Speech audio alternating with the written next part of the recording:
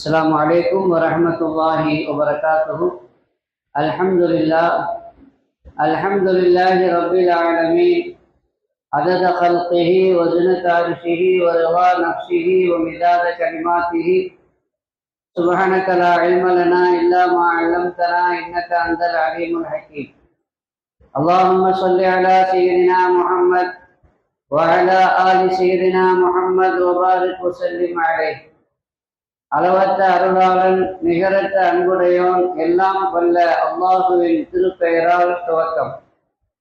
அல்லாஹுவை பயந்து நடந்து கொள்ளும்படி வாழ்வின் எல்லா நிலைகளிலும் தக்வாவுடைய வாழ்க்கையை மேற்கொள்ளும்படி முதலாக எனக்கும் உங்களுக்கும் உபதேசம் செய்து கொள்கிறேன். ரப்புல் ஆலமீன் நம்மை எல்லாம் இந்த மாதத்தில் அவனால் கபூல் செய்யப்பட்ட நல்லோர்கள் கூட்டத்தில் சேர்த்து அருள் புரிவானார். இன்றைய தினம் சூரத்து தௌபா நிறைவு செய்யப்பட்டு சூரா யூனுஸ் மற்றும் ஹூது ஓதப்பட்டது. சூரத்து தௌபாவில் ஒரு வசனத்தை பள்ளிவாசல்கள் சம்பந்தமாக, அதிலும் குறிப்பாக எந்த பள்ளிவாசலில் தொழுவது சிறப்பு என்பதை நமக்கு அல்லாஹ் தெரியப்படுத்துகிறார். மதீனாவில் அபு ஆமிர் என்பவன் ஜாஹிலியா காலத்திலேயே கிறிஸ்துவ மதத்தை தழுவி அங்கே சேர்ந்து விட்டான். நபிகள் நாயகம் ஸல்லல்லாஹு அலைஹி வஸல்லம் அவர்கள் மதீனாவுக்கு ஹிஜ்ரத் செய்து வந்த பொழுது அவர்களுடைய அந்த நபித்துவத்தை ஏற்காமல் அந்த ரிசாலத்திலே பல்வேறு வகையான சந்தேகங்களை அவன் கிளப்பினான். ஊமா நபி ஸல்லல்லாஹு அலைஹி வஸல்லம் அவர்களிடத்திலே வந்து பல்வேறு கேள்விகளை கேட்டான். எல்லா கேள்விகளுக்கும் சரியான முறையான நிறைவான பதிலை ஊமா நபி ஸல்லல்லாஹு அலைஹி வஸல்லம் அவனுக்கு கொடுத்தார்கள். ஆனாலும் சந்தேகம் இருக்கிற அவனுக்கு அதிலே திருப்தி ஏற்படவில்லை. அதோடு நின்றிருக்கலாம். ஆனால் நசீபு கட்ட அவன் சொன்னான், நம்மில் இருவரில் யார் அதாவது அசத்தியத்தின் மீது இருக்கின்றார்களோ, பாத்திலின் மீது இருக்கின்றார்களோ அவர்களை அல்லாஹ் ஊரை விட்டும், சொந்த பந்தங்களை விட்டும், நண்பர்களை விட்டும் தூரமாக்கி வெளியூரில் அனாதையான நிலையில மௌத்தாக்குவான் என்று பத்துவா செய்தான். இப்படி பத்துவா செய்த அவனை அல்லாஹ் ஜல்லிஷானு தஆலா எப்படி நடத்தினான்? பொதுவாக நசீபு கெட்டவர்கள், யாருடைய நசீபு நல்லதாக இல்லையோ அவர்களை அல்லாஹ் என்ன செய்வான்னா, அவங்க வாயிலிருந்து அவங்களுக்கு எதிரான ஒரு துஆவை வரவழைத்து அவர்களுக்கு பேரழிவை ஏற்படுத்துவான். இது அல்லாஹ்வுடைய சுன்னத், இது அல்லாஹ்வுடைய ஏற்பாடு. பத்ருக்கு வருகிற அபூ ஜஹல் காபாவை பிடிச்சு துஆ செய்து வந்தானா. காபா பிடிச்சு என்ன துஆ செய்தான்? அவன் என்ன துஆ செய்திருக்கணும்? யா அல்லாஹ், எங்களுக்கு வெற்றியை கொடு, எங்கள் படைக்கு நீ உதவி செய் என்றெல்லாம் அவன் துஆ செய்திருக்க வேண்டும். ஆனால் அவன் என்ன துஆ செய்தான் அப்படின்னா, அல்லாஹும் மன்சுர் அஹது தாயிபத்தை, யா அல்லாஹ், நாளை 2 படையும் மோத இருக்கிறது, இந்த 2 படையில யாரு ஹிதாயத் பெற்றவர்களோ அவர்களுக்கு நீ உதவி செய்யணும். இவன் ஒரு தரப்பு அபூ ஜஹல் தலைமையில் உண்டான காபிர்களுடைய படை, இன்னொன்று பெருமானார் ஸல்லல்லாஹு அலைஹி வஸல்லம் அவர்கள் தலைமையில் இஸ்லாமிய படை. 2 பேர்ல ஹிதாயத் பெற்ற படை இந்த படைங்க ஸல்லல்லாஹு அலைஹி வஸல்லம் இஸ்லாமிய படை. இஸ்லாமிய படைக்கு உதவி செய்யன்னு அவனே துஆ செய்து வந்தான். அவனுடைய துஆவை கொண்டு, ஏன்னா சில இடங்கள்ல செய்யக்கூடிய துஆவை அல்லாஹ் மறுக்கிறது இல்லை. காபா மஸ்ஜிதுல் ஹராம் துஆ ஒப்புக்கொள்ளப்படுகிற ஒரு இடம். எனவே அங்கு கேட்கிற துஆவை அல்லாஹ் நிராகரிக்கிறது இல்லை. இப்ப அல்லாஹ் என்ன பண்ணா, அந்த துஆவையும் கபூல் செய்யணும், அதே நேரத்துல முஸ்லிம்களுக்கும் வெற்றியை கொடுக்கணும். எனவே அபூ ஜஹலுடைய வாயிலிருந்து அவனுக்கு எதிரான ஒரு துஆவை வரவழைத்து அவனே முஸ்லிம்களுக்கு வெற்றிக்கு துஆ செய்து அந்த துஆவை நான் கபூல் ஆக்கிட்டேன்னு சொல்லி அல்லாஹ் ஜல்லிஷானு தஆலா இரத்தினுடைய புனிதத்தையும் அல்லாஹ் பாதுகாத்தான் என்பதை வரலாற்றிலே பார்க்கிறோம். அதே மாதிரி இந்த அபு ஆமிர் என்பவன் பேசினான், தர்க்கம் செய்தான், விளக்கம் சொல்லப்பட்டது. அதை அவனால ஜீர்ணிக்க முடியாட்டா போக வேண்டியதானே. அவன் என்ன சாபம் போட்டான்? என்னங்க சாபம் போட்டான்?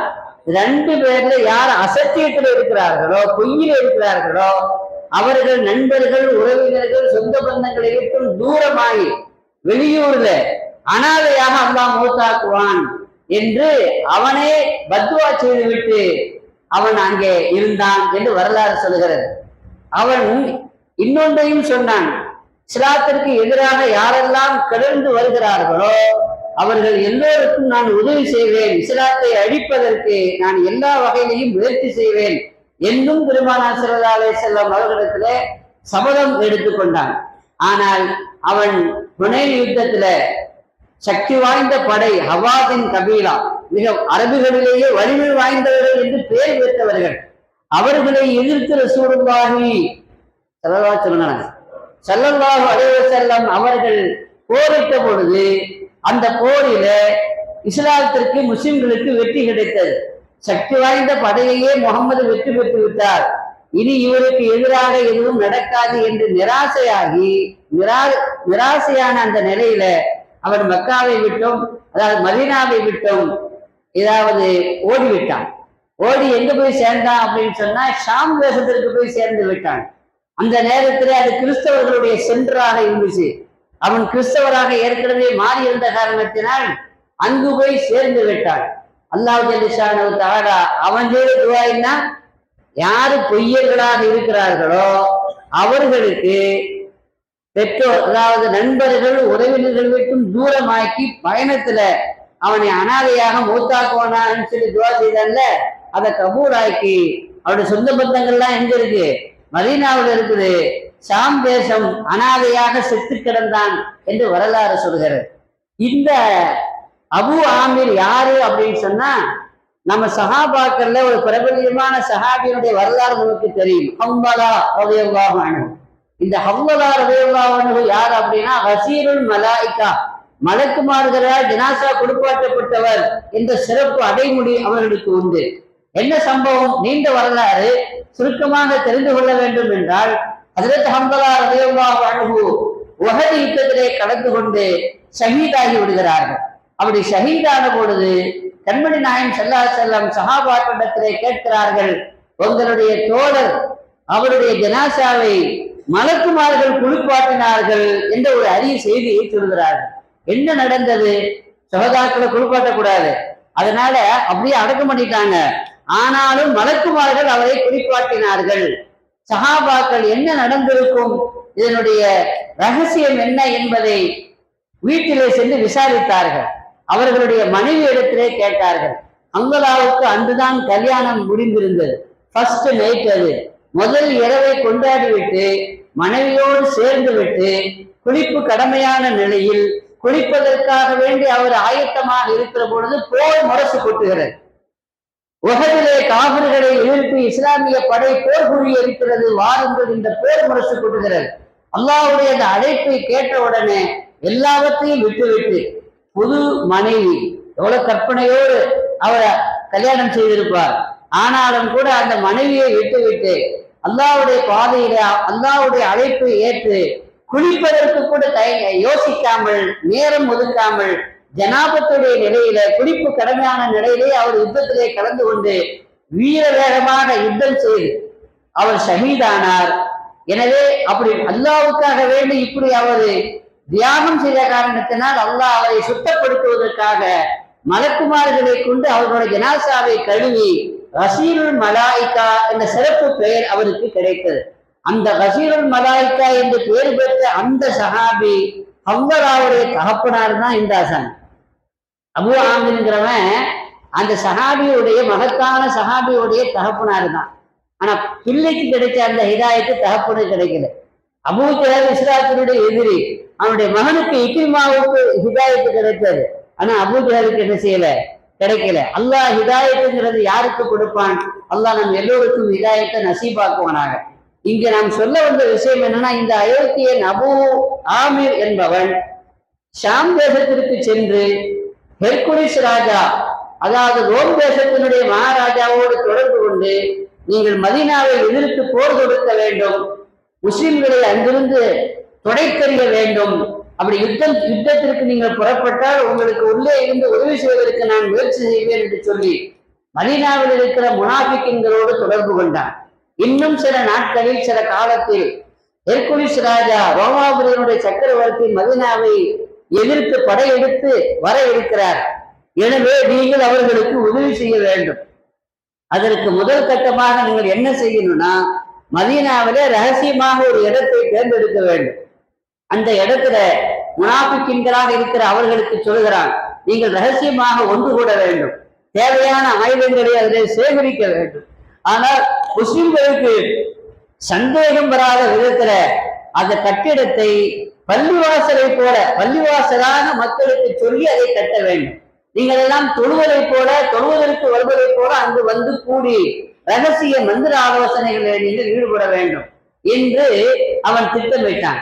முஸ்லிம்களுடைய சந்தேகத்தை வராமல் இருக்கிறதுக்காக வேண்டி ரசூலுல்லாஹி ஸல்லல்லாஹு அலைஹி வஸல்லம் அவங்ககிட்ட ஒரு தூதுக்குழுவை அனுப்பி, நாங்க குபாவுல ஒரு பள்ளிவாசலுக்கு கட்டி இருக்கிறோம். ஏன்னா ஏற்கனவே குபாவில் ஒரு பள்ளிவாசல் இருக்குது. ஆனா அந்த பள்ளிவாசலுக்கு தூரமாக இருக்கிற முஸ்லிம்கள் நிறைய பேர் இருக்கிறாங்க. அவங்களால அங்க தொலை வருவதற்கான வாய்ப்பு இல்லை, பலகீனமானவங்க, வயோதிகர்களாக இருக்கிறாங்க.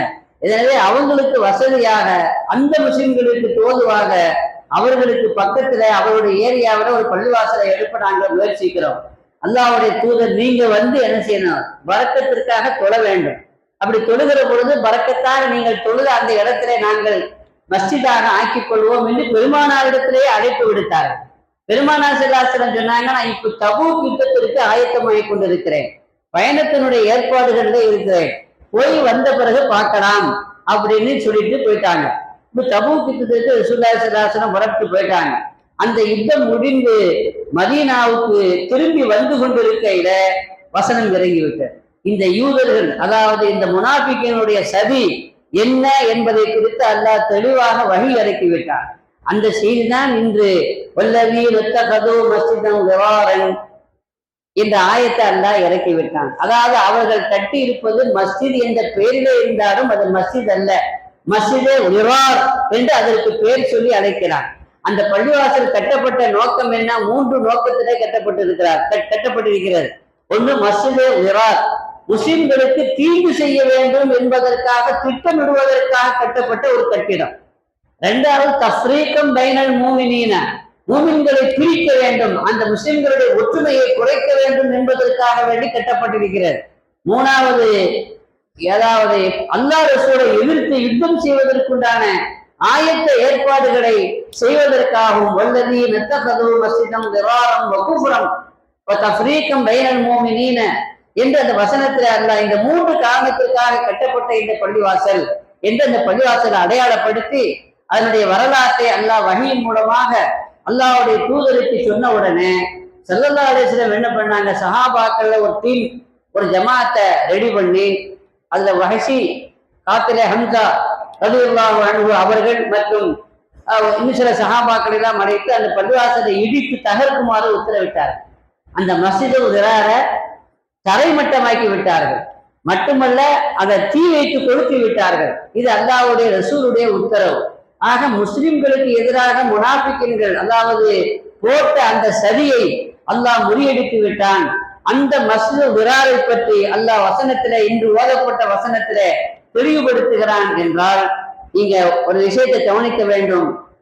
நான் அதோடு நிறைவு செய்வேன்.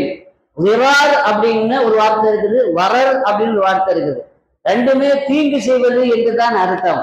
ஆனா வரர் என்ற வார்த்தைக்கு நாம எதிரிக்கு தீங்கு செய்யறோம், அதுல நமக்கு பிரயோஜனம் இருக்கும்.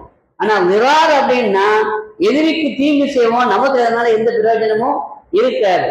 இங்கே இவர்கள் பள்ளிவாசல் என்ற பெயரிலே கட்டியது, அதனால முஸ்லிம்களுக்கு தீங்கு செய்ய வேண்டும் என்ற நோக்கத்துல கட்டினார்கள். அவர்களுக்கு அதனால எந்த பிரயோஜனமும் கிடைக்கவில்லை. அந்த கட்டிடத்தையே தரைமட்டமாக்கி தீ வைத்து கொடுக்கப்பட்ட உடனே கண்மணி நாயகம் ஸல்லல்லாஹு அலைஹி வஸல்லம் சொன்னாங்க, அந்த இடத்துல யாராவது ஒரு ஆள் வீடு கட்டி எல்லாம் அந்த இடத்த சுத்தமாக அழித்து போடப்பட்டது. எனவே ஒரு சஹாபிட்டு சொன்னாங்க, நீங்க அந்த இடத்துல வேணுமானா வீடு கட்டி இருந்துக்கங்கன்னு சொன்னாங்க. அந்த சஹாபி சொன்னார், யார சொல்ல சந்தோஷம், ஆனா அல்லாஹ் அந்த இடத்தை பற்றி, இவ்வளவு சாபக்கேடான ஒரு இடம் என்பதை பற்றி வசனம் இறக்கிய பிறகு எனக்கு தேவையும் இல்லை வீடு. ஆனாலும் இன்னொரு சஹாபியை சொல்லி அவருக்கு வீடு இல்லாமல் இருக்கிறது, அவரை கட்டச் சொல்லலாமே என்று சொன்னபோது சரி அப்படி செய்யுங்கன்னு சொன்னாங்க. ஸல்லல்லாஹு அலைஹி வஸல்லம் சொன்னதற்கேற்ப அந்த சஹாபி அந்த இடத்துல வீடு கட்டி இருந்தார். ஆனா உண்மையிலே சாபக்கேடான இடம். அதனுடைய வெளிப்பாடு என்னன்னா, அங்க அவருக்கு அந்த வீட்டுக்கு போனதுல இருந்து குழந்தை பிறக்கல, குழந்தை தரிக்கல. அப்படியே குழந்தை தரிச்சு பிறந்தாலும் அது இறந்து போய் விடுகிறது. குழந்தை மட்டுமல்ல, அங்கே எந்த பிராணியும் அங்கு உயிர் வாழக்கூட இல்லை என்று வரலாறு சொல்கிறது. இப்படி முசீபத்து பிடித்த அந்த இடத்துல கட்டப்பட்ட அந்த இடமும் சாபத்துக்குரியதாக மாறிவிட்டது. இப்ப அல்லாஹ் அந்த பள்ளிவாசலை குறித்து சொல்லிவிட்டு சொன்னா லா தக்கும் ஃபீஹி, நீங்க அந்த பள்ளிவாசலை நின்று தொழக்கூடாதுன்னு சொல்லிடலாம். ஏன்னா தீய நோக்கத்தோடு கட்டப்பட்ட பள்ளி, எனவே நீங்க அங்க தொழக்கூடாது. ஆனா எங்க நின்று தொழணும்? ஏற்கனவே ஸல்லல்லாஹு அலைஹி வஸல்லம் மதீனாவுக்கு வந்த உடனேயே ஒரு பள்ளிவாசல் முதல்ல ஹிஜ்ரத் பண்ணி குபாவுக்கு தான் வந்தாங்க. குபாவுக்கு வந்து ஒரு பள்ளிவாசலை கட்டி விட்டு தான் மதீனாவுக்குள்ள போறாங்க. அங்கே முதலாக கட்டப்பட்ட லமஸ்ஜிதுல் உஸ்ஸிஸ அல தக்வா, தக்வாவின் மீது கட்டப்பட்ட எழுப்பப்பட்ட அந்த பள்ளிதான் அஹக்கு அன் தகூம ஃபீஹி, நீங்கள் நின்று தொழுவதற்கு உரித்தானது என்று அல்லாஹ் அந்த பள்ளியை புகழ்ந்துட்டு இந்த பள்ளிக்கு நீங்க போகக்கூடாது என்று அல்லாஹ் உத்தரவிட்டு விட்டான். இங்கே நான் ஒரே ஒரு செய்தியை மட்டும் சொல்லி நிறைவு செய்வேன். அதாவது இன்றைக்கும் சில பேர் முஸ்லிம் ஜமாத்தை ரெண்டாக்கணும், முஸ்லிம் ஜமாத்தோடு அவங்களுக்கு ஒற்றுமை இல்லை, அந்த ஜமாத்து பிடிக்கல என்பதற்காக கோரித்துக் கொண்டு சில அமைப்பினர் தனியாக அதே மஹல்லாவில் பள்ளிவாசல் கட்டுறாங்க. அவங்க நீயத்து சரியில்லை, ஆனாலும் கூட அந்த பள்ளிவாசல் மஸ்ஜிதுல் விரார் ஆகுமா அப்படின்னா ஆகாது. மஸ்ஜிதுல் விராரை பொறுத்த வரைக்கும் மேல சொல்லுகிற 3 நோக்கம், அந்த 3 நோக்கத்திற்காக கட்டப்பட்ட பள்ளி தான் மஸ்ஜிதுல் விரார். அது இடிக்கப்பட வேண்டிய ஒரு பள்ளிவாசல். எனவே அந்த பள்ளிவாசல்ல தொழக்கூடாது. ஆனா சில பேர் ஜமாத்தை பிடிக்காம அந்த ஜமாத்தை பிரிக்கணுங்கிறதுக்காக வேண்டி தனி பள்ளிவாசல் அமைத்து செல்கிறார்கள் என்றால் அவங்க நோக்கம் சரியில்லை, அவங்க நீயத்து சரியில்லை, அவங்களுக்கு சவாபு கிடைக்காது, பள்ளிவாசலுக்கு என்ன சவாபு கிடைக்காது. மாறாக முஸ்லிம் ஜமாத்தை பிரிக்க வேண்டும் என்ற நோக்கத்தில் இருந்த காரணத்தினால் அவர்கள் குற்றவாளியாக ஆகுவார்கள். என்றாலும் அந்த பள்ளிவாசல் மஸ்ஜிது தான், மஸ்ஜிதினுடைய எல்லா சட்டமும் அந்த மாதிரியான பள்ளிவாசலுக்கு பொருந்தும் என்று ஃபுகஹாக்கள் சட்டமேதைகள் நமக்கு தெளிவுபடுத்துகிறார்கள். எனவே பள்ளிவாசல் கட்டக்கூடியவர்கள் நிய்யத்து இஹ்லாஸாக இருக்க வேண்டும். அப்படி இஹ்லாஸோடு கட்டினால் அவர்களுக்கு சவாபு கிடைக்கும். ஒருவேளை இஹ்லாஸோடு கட்டவில்லை என்று சொன்னால் அவர்களுக்கு சவாபு கிடைக்காது. ஆனா மற்ற முஸ்லிம்கள் போய் தொழுதால் அதனால தொழுகை உண்டாகிவிடும், அதனால தொழுகைக்கு பாதிப்பில்லை என்பதை நமக்கு சட்டமேதைகள் சொல்றாங்க. என்றாலும் நல்ல இஹ்லாஸோடு கட்டப்பட்ட பள்ளிவாசலை தொழுவது சிறப்பு. தீய நோக்கத்தோடு கெட்ட நோக்கத்தோடு சுய விளம்பரத்திற்காக கட்டப்பட்ட பள்ளிவாசலை தொழுவதை விட இஹ்லாஸோடு கட்டப்பட்ட பள்ளிவாசலை தொழுவதுதான் சிறப்பு என்பதையும் நம்முடைய ஃபுகஹாக்கள் நமக்கு சொல்லியிருக்கிறார்கள். ரப்புல் ஆலமீன் அத்தகைய நல்ல தௌஃபீக்கை, மார்க்கத்தை சரியாக புரிந்து நல்ல அமல்களை இஹ்லாஸோடு செய்வதற்கு தௌஃபீக் செய்வானாக. பிஹக்கி சய்யிதினா முஹம்மத் வ ஆலி சய்யிதினா முஹம்மத் ஸல்லல்லாஹு அலைஹி வஸல்லம் வ ஆகிரு தஅவானா அனில் ஹம்துலில்லாஹி ரப்பில் ஆலமீன் ஸல்லல்லாஹு அலைஹி